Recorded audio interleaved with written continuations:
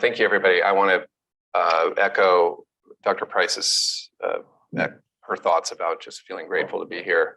This talk is a little bit different. I'm actually really humbled by the level of the science and just the community and how much we're trying to solve these problems and really discover answers for people. I've been working for about 4 or 5 years to develop a new approach to delivering ketamine, specifically subcutaneous, and have a chance to show you a little bit about where we're at this point. We have a very nimble team. We are working, moving quickly. We've got Greg, who's here at the conference. He has a long history of drug development.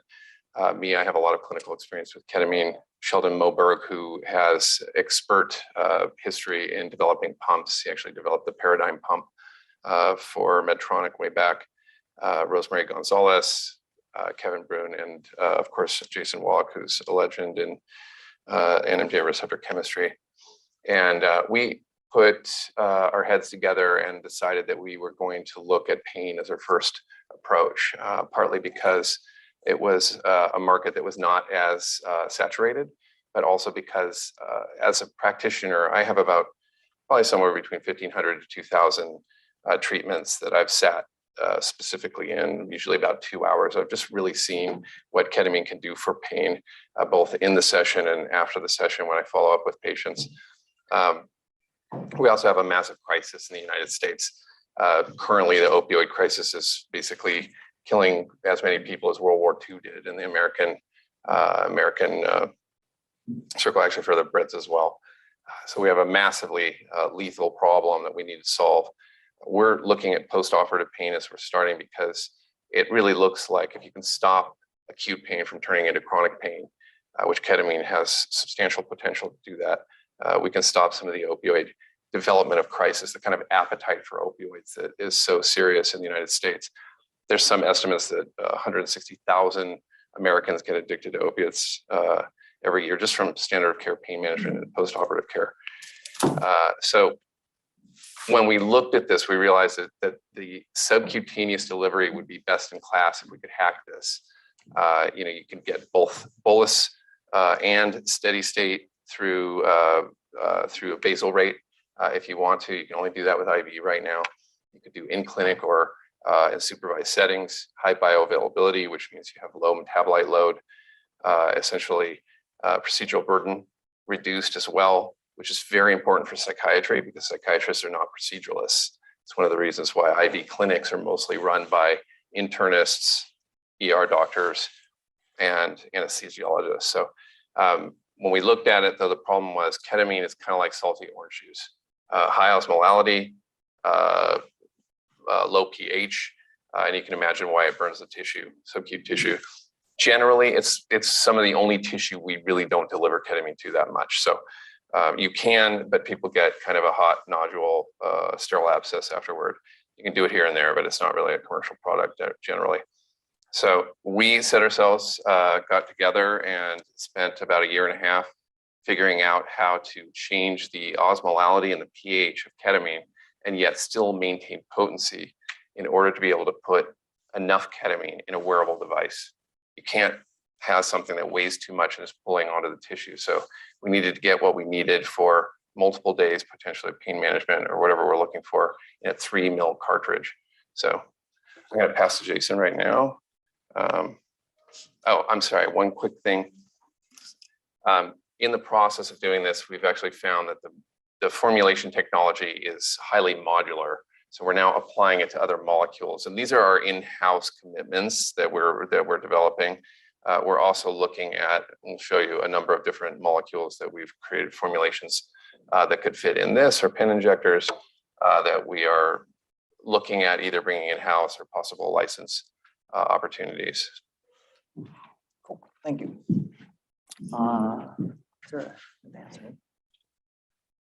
Okay, so I have another talk tomorrow, which I'll do my disclosures for, so I'm not trying to hide that, just FYI.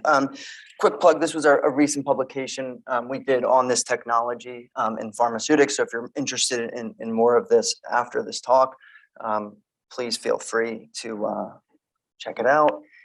The title, by the way, was Three Birds, One Stone, kind of an idiom on two birds, one stone. Apparently the birds did not like it because on my walk over today, I kid you not, a bird shit on me. So I guess that was an interesting experience. I prefer finding pennies for luck, but I guess it is good luck. So, but our kind of idea was like 1 + 1 = 3, right? How can we adjust and improve upon ketamine so that we can deliver it to subcutaneous tissue? So Jeff kind of showed you the core of the molecule. Oh gosh. Okay. Sorry. Is there a laser on this? No. Yes. If you point it, then wait. Great. Okay. Cool. So the idea here was we were able to find a formulation in which we could do three things relative to ketamine hydrochloride without compromising on potency, which was really important to us because the dose has to fit in a small pump or a pen. And those three things were raise the pH, make it isoosmotic, and make sure it was buffered. And this is important because with ketamine, as Jeff said, it's like salty orange juice. It's slightly acidic, it's hypertonic, and it's certainly not buffered. And so if you want an effective subcutaneous formulation, you have to achieve these things.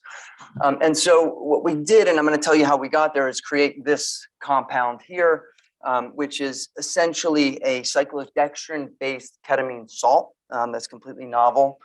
And there's kind of two interesting things going on here.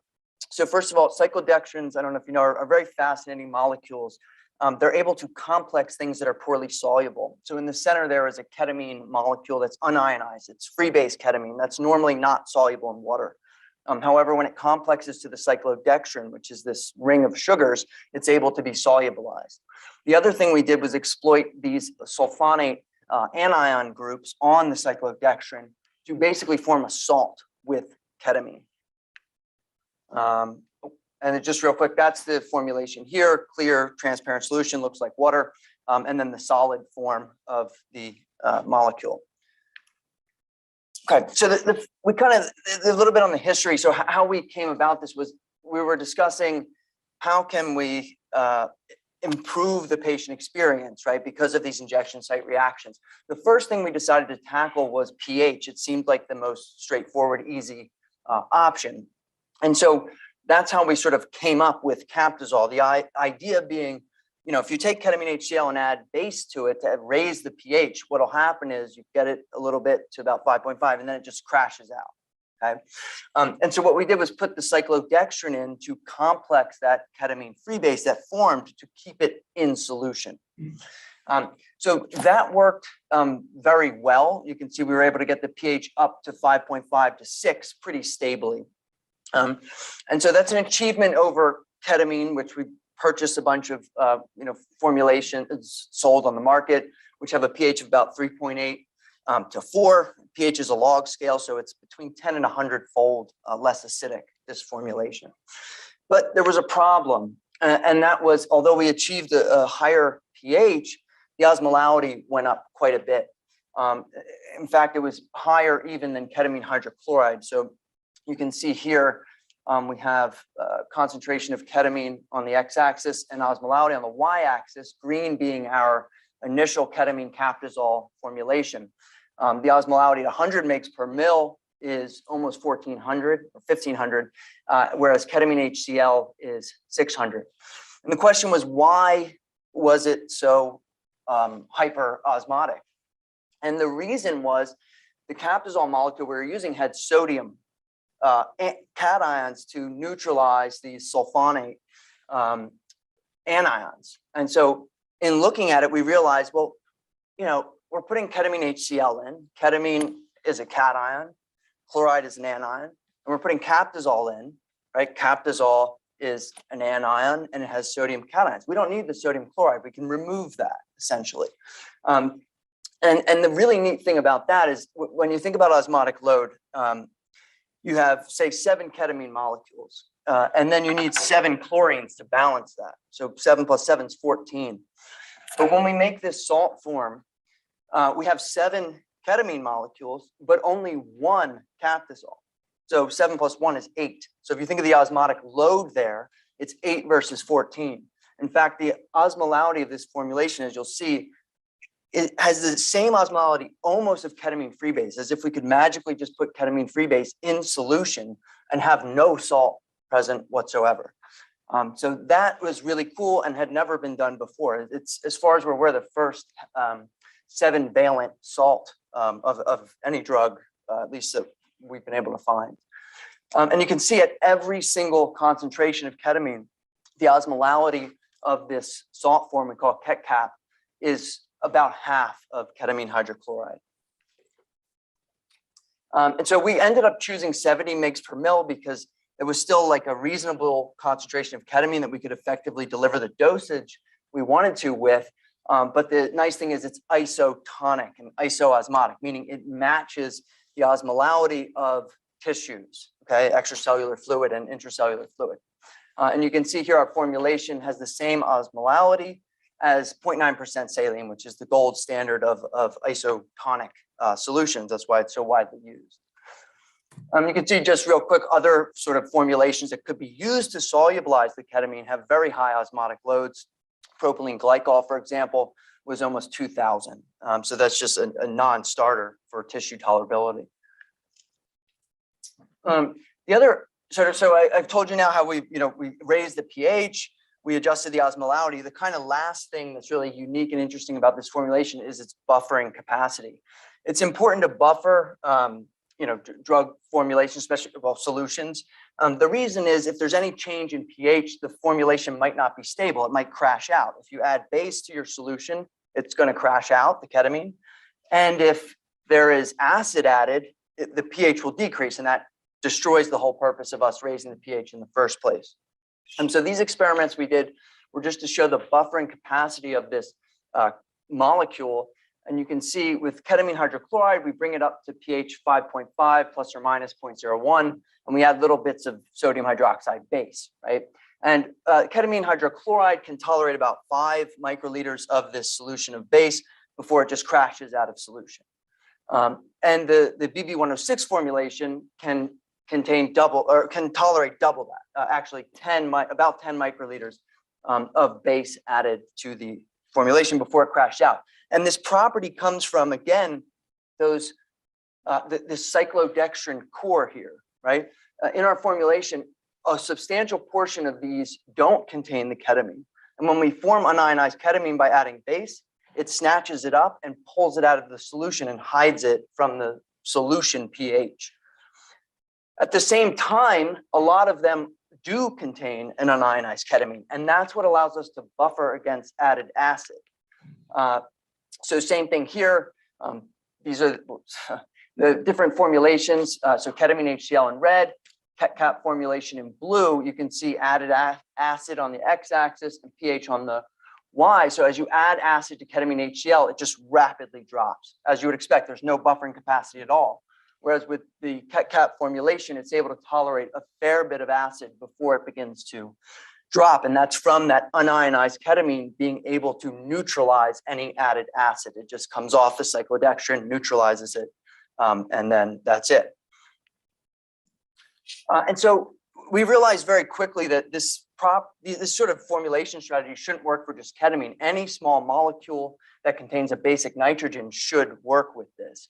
And I'll present one more slide later on showing you a number of other molecules we've shown that this will work with. Here's just another example, methyl 3-MMC. It's a novel cathinone compound that we made in my lab as just sort of a test case compound. And you can see the osmolality again for the red MMC formulation here with Captisol has half the osmolality of any given HCl concentration. So we got the formulation done, and that actually basically justified that we start spending on device development. And device development is a real thing. I mean, I honestly probably wouldn't be here if I knew how difficult it is. But we got started, and we are basically the idea here is that this is essentially a modular unit. You can develop a pump from scratch for a specific indication, or you can start from scratch thinking of it as a modular or a generic unit that can get repurposed for different circumstances. It's not a huge difference, but it's a little bit extra work at the beginning, and we started with that as our idea. And the generalities here are that we have one of the largest organs in our body, the largest organ in our body, that we generally don't deliver drugs through. And we don't deliver drugs in a way outside of IV that controls kinetics. The potential of actually hacking the sub-Q delivery system is enormous, and especially if you have a modular formulation protocol. So we got started. We're actually looking as well at pen injectors. Pen injectors have a particular potential use that's, I think, is interesting to me, which is microdosing, control over frequency and amplitude. If you think about dosing control, having lockouts of patients. So if you're using, let's say, LSD and microdosing in a commercial product for age-associated memory loss or recovery from stroke or something like that, you really do not want people taking too much of that. It might be very helpful, but if they're taking too much, it's not going to be helpful, and it's going to be a serious adverse event. You do not want that as a commercial entity that's out there. So we've entered design control with the, this is an awkward acronym, on body delivery system. It's internal use only. It'll probably have a better name than that. And the pen injectors, we've been, working on IP, and also just the realities of whether we're going to do that in-house. Is there commercial need for it yet? This is really, just reiterating the main points, but this kind of 1 + 1 = 5 kind of model. Our IP, what Jason was showing you, that was the basis of our first patent. We are now, basically, I want to be specific, which is that our patent is agnostic to enantiomer and agnostic to route of administration. It's actually the salt itself. So the salt itself can be applied in many different ways. We are focusing on subcutaneous administration. There's a possible backup position to IM or something like that. The sublingual, intranasal, take your pick, essentially, because it's the salt itself. We do not have any data, but there is reason to believe that a formulation like this would be more tolerable to tissues. It may even have higher bioavailability in certain circumstances in terms of cross-mucosal transit of the active API. So regarding animal preclinical, this drug is being treated by the FDA in our pre-IND meeting. They're seeing this as a new chemical, almost like a new chemical entity. Unfortunately, we have not gotten the advantages of it being kind of a generic or kind of an ANDA model. And so we've had to go back and we're doing our preclinical. We did a low dose infusion model, and basically just saw inflammation in the needle track. Looked very well tolerated. That was for everybody. That was 0.42 milliliters at 70 milligrams per milliliter, or essentially 30 milligrams over 24 hours. The mini pig, when you look at the multiplier when you're doing animal studies, is about 5.1 based on surface area and BMI. So that would be kind of the equivalent of a human getting around 150 milligrams over 24 hours. We are also performing right now. We finished the study, and I actually thought I was going to have slides for everybody, but they're actually about 2 weeks away still. There have been a lot of delays in preclinical work. Really, anybody that's out there doing it, we're all dealing with it because of COVID. But essentially, we have macroscopic observational results. At least I can tell you that the dosing here for BB106, which again is racemic ketamine, was 2.8 milliliters at 70 milligrams per mil, which is 196 milligrams, which if you use the mini pig multiplier by 0.1 or 5, is approximately about it would be like a human getting about 1,000 milligrams a day, which obviously we're not going to deliver, but it's important to look at this. And Draize scores are basically observational. And what we saw is there was some inflammation in the site, but it actually was no worse generally in the pigs with active treatment versus saline even. So very hopeful. We'll have slides soon, fingers crossed. So what it's gotten us into is because we found out that the formulation protocol was so modular, we've actually moved on to not just ketamine. We're looking at basically other categories of treatment. Psychedelics are kind of they're dear to me in terms of just what the potential for human healing. We're looking at those, we're looking at the empathogens, we're looking at the dissociatives, opioids, which we're not developing, but you can imagine how something like this in hospice might be very helpful, or a pen injector that has lockouts, especially if people have GI side effects from opioids. So we filed on that as well. And we are essentially looking internally, we're calling this Hermes, fast work and messenger of the gods, which might be a nice way to think about the psychedelics. So 5-HT2A agonists are the typical psychedelics. We've made a number of tryptamine-based psychedelics with this formulation, specifically DMT, 5-methoxy-DMT. They've gone through short-term stability. We haven't done long-term yet. We have empathogens that are working, 3-MMC. We have dissociatives like deschloroketamine. Methoxetamine is on the wish list. We haven't done that yet. We're working through naloxone. Flumazenil actually does not use this formulation technology, but it will use the platform delivery. So again, we have two platforms. So sometimes the formulation tech works, sometimes it doesn't, but it's still an appropriate platform here. And these are some of the main molecules that we're looking at. What we did is we went through the main kind of favorite psychedelics out there. There are nice psychedelics and there's kind of unfriendly and sometimes somewhat ominous psychedelics. And so we were looking at scaffolds that were representative, that we could take forward, and also had commercial interest out there, and that we're interested in potentially developing ourselves. These are some of those. I would make the point that we have an emerging industry in the psychedelic kind of conscious medicine. And one of the things that I feel like I'm not really seeing out there is a very realistic understanding of what it means to deliver this level of care, helping a patient get into the conscious space, into the kind of transcendent space, especially with psychedelics, which can have a bit of a mean quality to them, and have a lot of GI side effects. That we believe that what we're doing right now will really address the main medical economic issues in terms of timeframes and PK control, reducing side effects by sending the drug really to the brain first before the second brain, the gut, which is laden with 5-HT2A receptors. If you look at Compass's results, I mean, I think it's wonderful what they're doing, but it's a bummer. They've got almost a quarter of their patients with nausea in the room.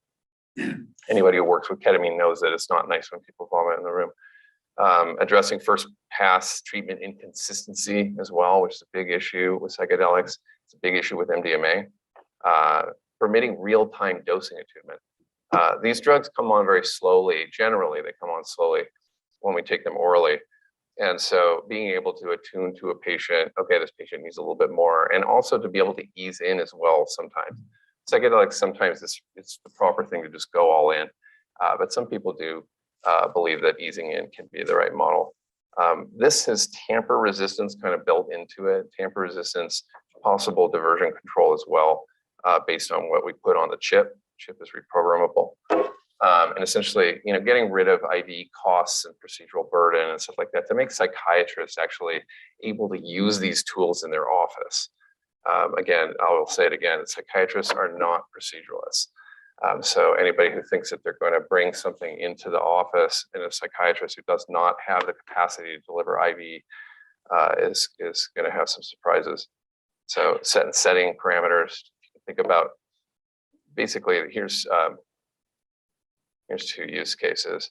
This is kind of like how we're thinking about this for major depression in supervised settings. But this would be an example of DMT. DMT IV clinic is a possibility. You have retreat centers and stuff like that, but I think you can kind of capture the best of both worlds. with this model and not have to have possibly one of the most intense things you'll ever go through in your entire life with an IV in your arm. So this is, I'll let Jason tell you a little bit about this.